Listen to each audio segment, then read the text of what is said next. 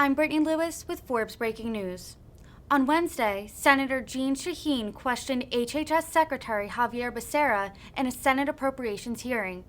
The New Hampshire Democrat expressed dismay at the leaked draft decision that could signal the overturning of Roe v. Wade. She asked Becerra what the Biden administration will do in response. The HHS Secretary assured Shaheen that, quote, "We are going to double down on the effort to make sure that the legal rights of all Americans and women to access the health care that they're entitled to continues forward." Let's take a listen to their interchange. Senator Shaheen. Thank you, Madam Chairman. And thank you, Mr. Secretary, for being here this morning and for the work that you and everyone at the Department of Health and Human Services does to promote the health care of the people of this country.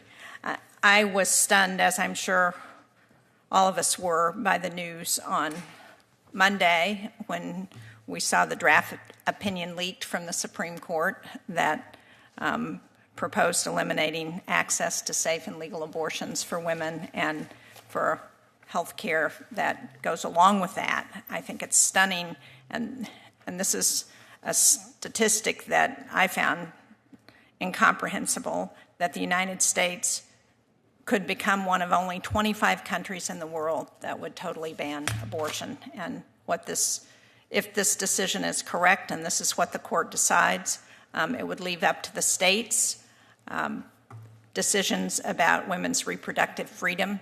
That presents challenges in states like mine, of New Hampshire, where we have seen funding denied to family planning centers on the front lines of these efforts, even though it's funding that does not support performing abortions. But these family planning centers provide health care to thousands of women in New Hampshire. We appreciated your visit up to see how Title X is working to keep doors open for family planning services for thousands of women in the Granite State.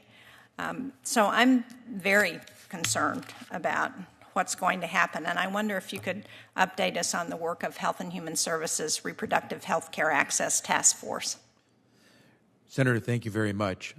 We are going to double down on the effort to make sure that the legal rights of all Americans, women, to access the care that they're entitled to continues forward.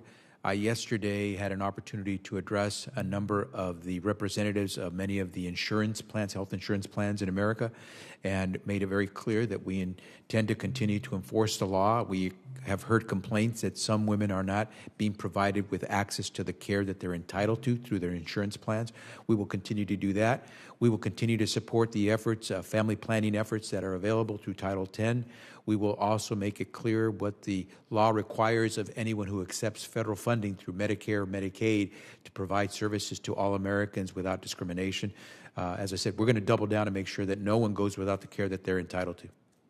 Thank you very much. I appreciate that. Another crisis that New Hampshire and so many other states in the country are dealing with is the substance use disorder epidemic, and we've seen how the COVID pandemic has exacerbated that. In New Hampshire, we're still in the middle of this crisis, and the state opioid response grants have really been a vital source of funding for our state to provide treatment that people need. So as you work to administer those grants this year, will you commit to working with me and with other members of New Hampshire's delegation to ensure that changes in a state's ranking in opioid overdose deaths don't result in large-scale reductions in funding?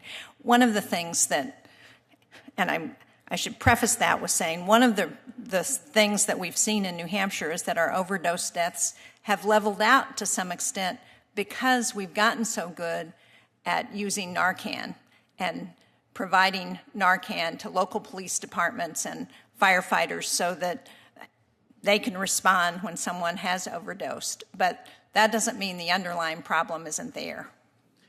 Senator, first, thank you for keeping this issue of the SOAR grants top of mind to make sure that no state, no community suffers a cliff in the funding that they need to continue to provide service to those who are suffering from drug use. We will continue to work with you. We have provided additional resources. The budget proposes $475 million above the previous fiscal year because we understand how important it is. But I have no doubt that you will continue to insist that we do this the right way and that no one loses the funding they need. Well, thank you. I know that's of interest to others on this subcommittee, so thank you very much. A final question has to do with the Affordable Care Act premium relief, which one of the very positive aspects of the American Rescue Plan was the Act's premium tax credits that extended for 2 years to help provide coverage for people who can't afford the cost of health care. Those provisions are set to expire at the end of this year. Can you talk about what the plans are to ensure that we don't see a number of people kicked off of the Affordable Care Act insurance because those premium tax credits are expiring? Senator, thank you for what you and your colleagues did to make that possible. As a result, today more Americans have access to health care. They have health insurance, than ever at any point in our country's history, a greater number. And part of that is the 14.5 million Americans who received their coverage through the Affordable Care Act marketplace. That came because you made it possible for us to avoid the cliff that some families faced when it came to the cost of coverage.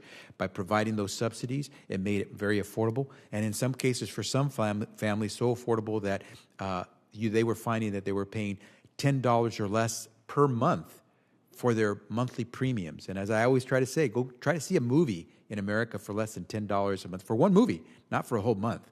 And so we will continue to work with you because it has clearly proven itself successful to make sure Americans can afford to have their health insurance coverage. Can I just ask one follow-up? Yes. Madam Chair. So when you say you'll continue to work with us, should we expect a proposal coming from the administration to extend those premium tax credits or to look at other ways to provide help to people who need help with the cost of health insurance? The President's made it very clear we want to see those premium tax credits extended. In the President's proposals, Build Back Better proposals, and others, we have talked about how we can continue to expand access to health care and reduce costs, and we will continue to work with you. Thank you. Thank you, Madam Chair. Senator Moran.